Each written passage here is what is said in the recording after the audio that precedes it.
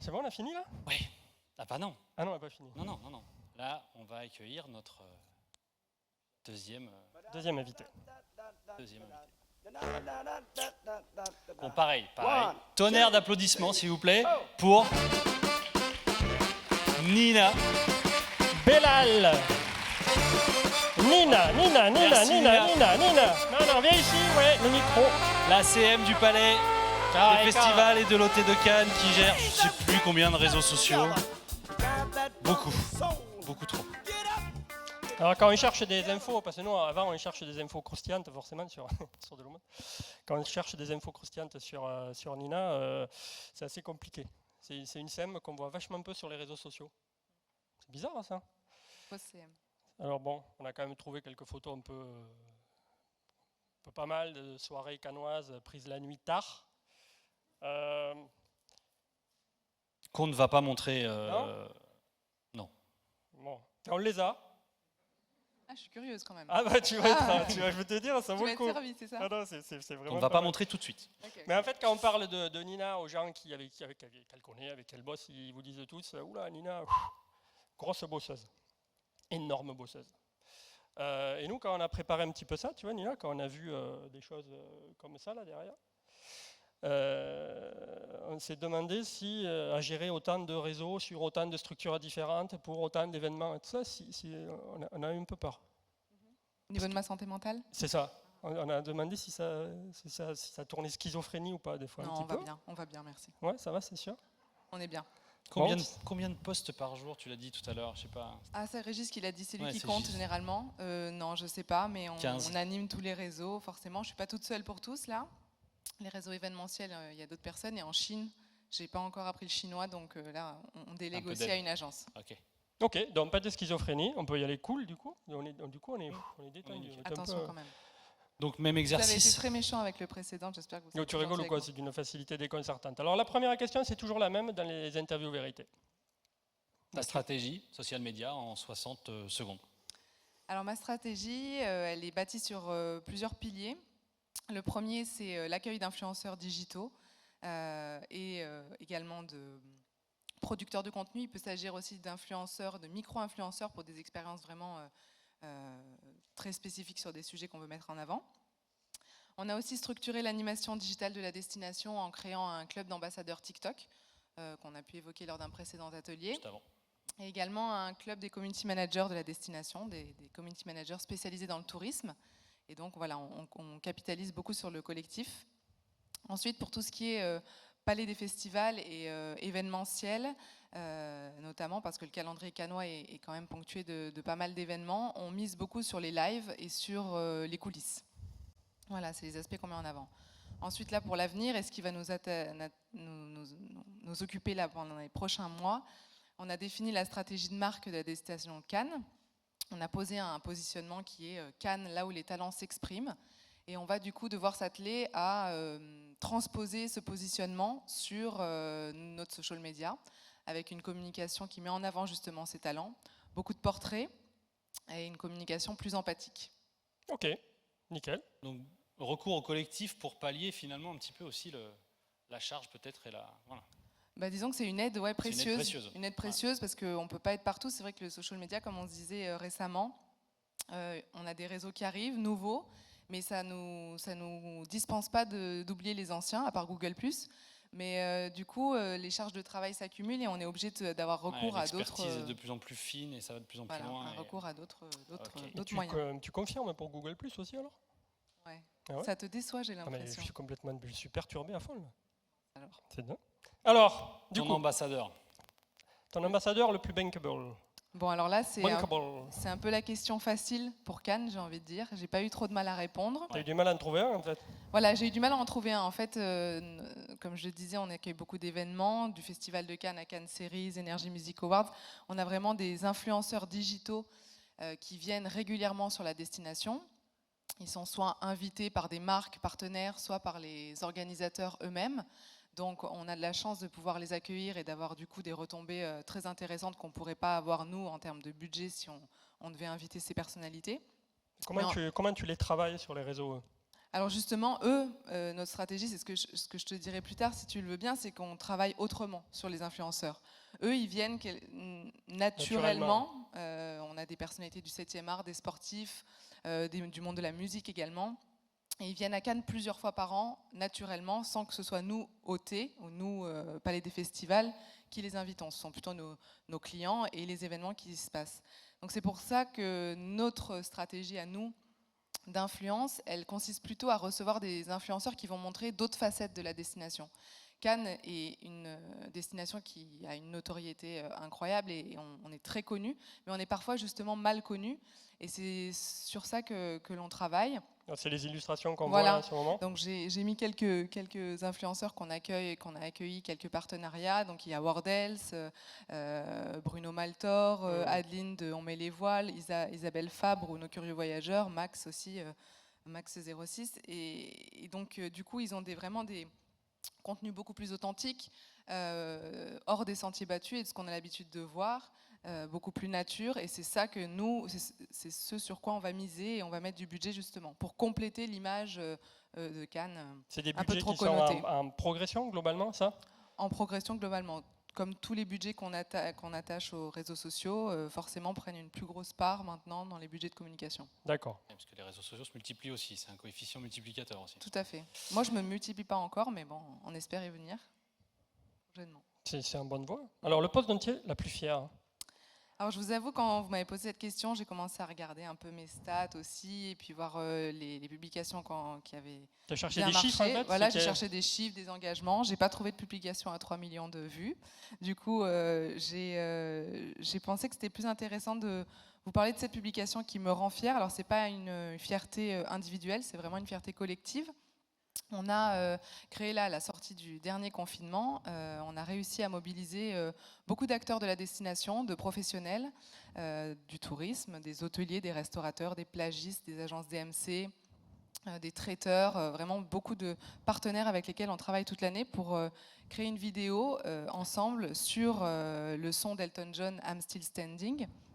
Pour la petite anecdote, c'est un clip qu'il avait tourné à Cannes à la sortie de ce titre.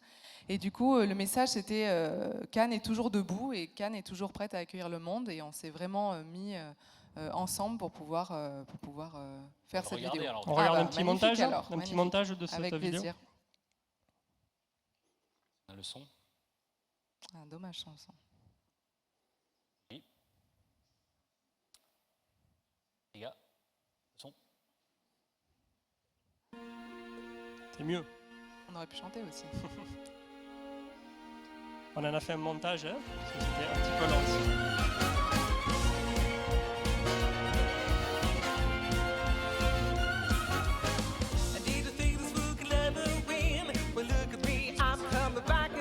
I got a taste of love in a sample way. You need to know what I'm still standing. You just fading. I'm still standing. Donc que des Cannois et des Cannoises, Nina, dans ce clip. Que des gens d'ici.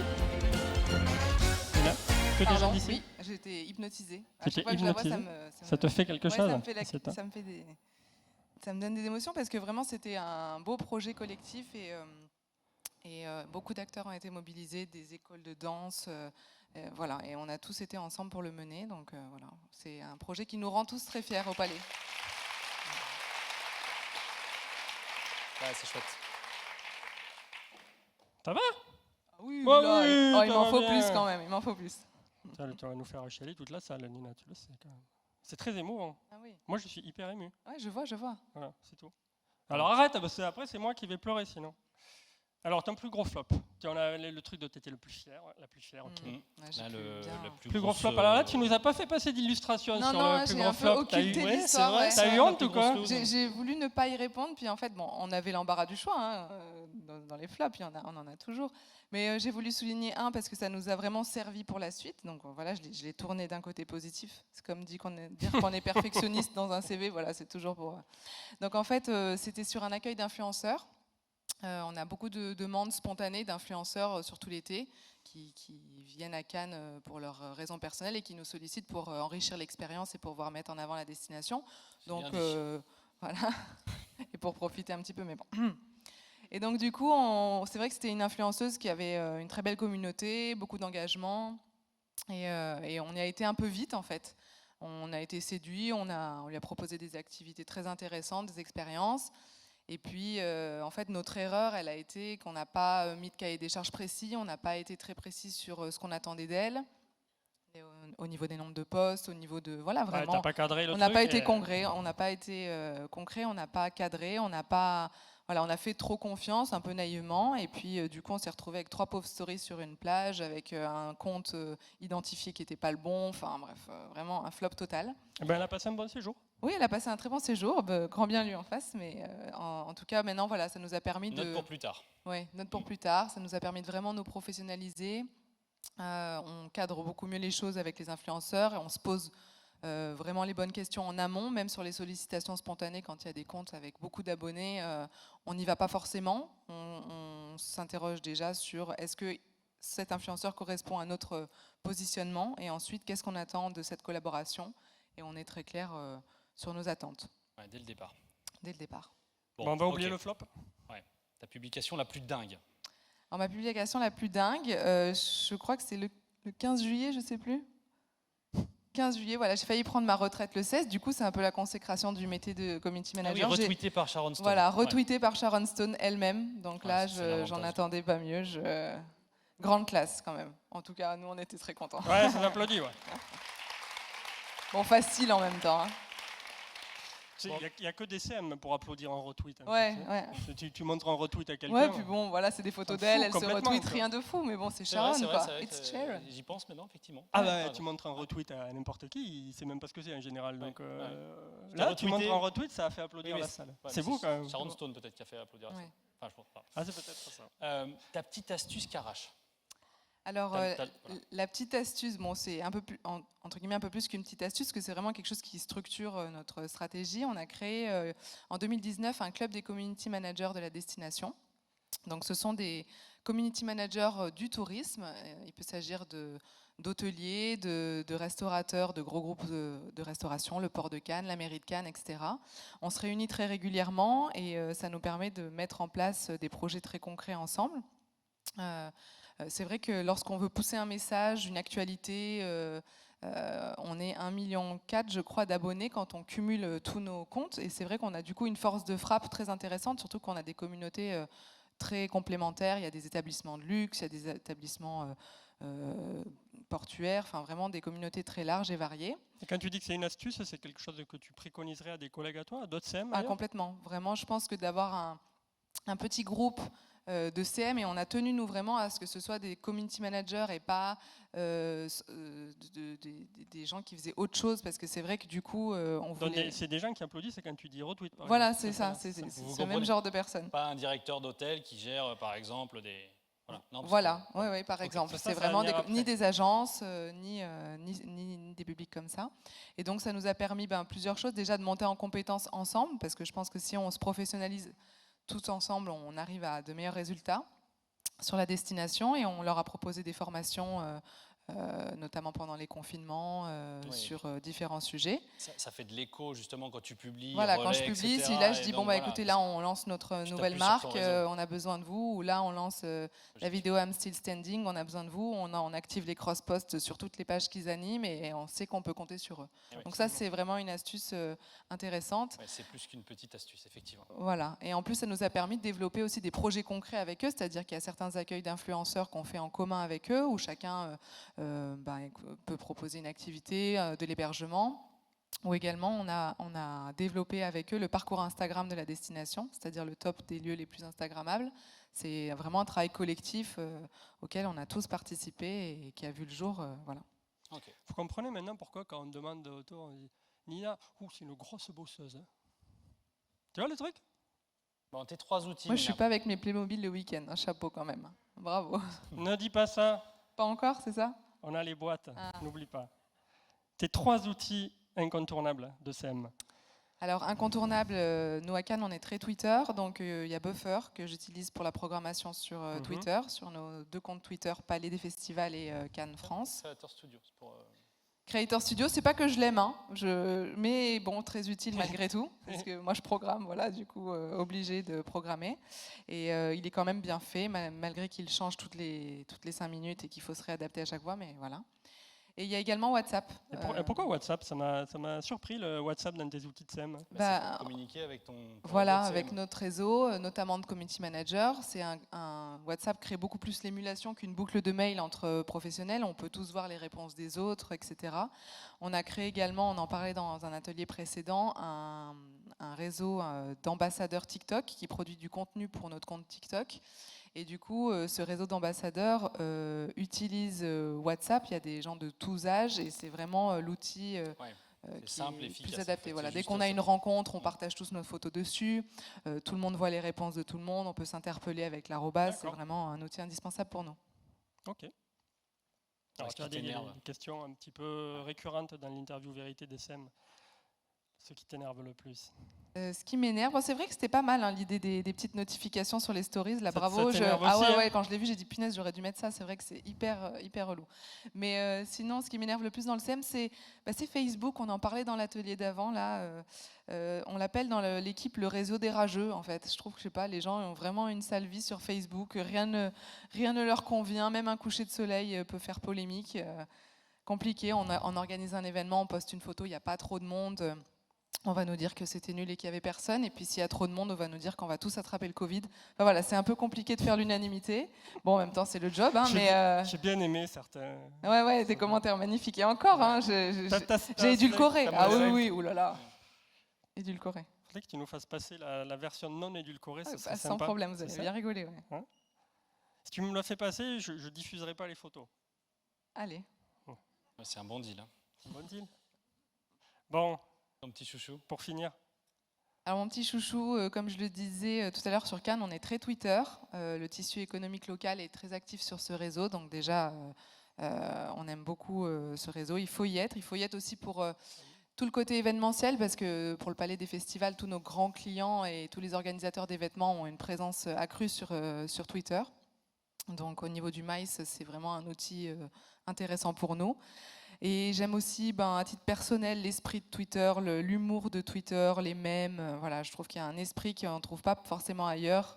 Voilà, là j'avais mis un peu le mème qui avait fait un peu le buzz pendant le festival de Cannes. C'est l'équipe du film The French Dispatch. Je ne sais pas si tu peux revenir sur la slide d'avant. En fait, les gens s'étaient amusés parce qu'ils ont des looks qui sont tellement différents les uns des autres à les associer à des réseaux sociaux. Donc Timothée Chalamet, c'est TikTok, et puis les autres selon leur look, et Bill Murray à Facebook. Et puis du coup, ça nous permet un peu de rebondir et de faire de l'humour aussi sur la destination. Et on a, avec les quartiers, donc on a la Croisette, très classe, TikTok un peu avec le costume, Timothée Chalamet sur le Carré d'Or, qui est un quartier festif, et puis la Boca avec Bill Murray. Voilà. Et c'est Donc, ton petit chouchou, tu le conseillerais à d'autres CM, sur d'autres territoires, où tu sens qu'il y a une spécificité vraiment particulière avec Cannes, par exemple, qui fait que ça colle ou Alors, pas? tout est une question de moyens. Évidemment, on ne peut pas être partout. Donc, je ne sais pas le réseau social que je conseillerais en premier pour le tourisme de loisirs notamment. Pour le tourisme d'affaires, quand même, je pense qu'il y a un côté essentiel. Nous, vraiment, avec le compte Palais des Festivals, ça nous permet de garder du lien avec nos clients et d'avoir même une relation de client avec nous qui est très intéressante. Donc voilà, pour une destination, évidemment, c'est toujours un plus. Je ne sais pas si c'est le réseau sur lequel il faut capitaliser en premier, je ne pense pas, mais en tout cas... Il est complexe à... Voilà, les c'est vraiment au spécificités. mérite et à la notoriété souvent sur Twitter. Donc c'est Tout vrai à que fait. Et les spécificités cannoises font que c'est un réseau indispensable pour nous. Eh bien super, merci beaucoup. Merci, Nina. Nina. Vous Merci avez été Nina. gentil, merci. Merci. Voilà. Merci. On raccompagne Nina. Merci Nina. Ouais, merci Nina. Dernier invité.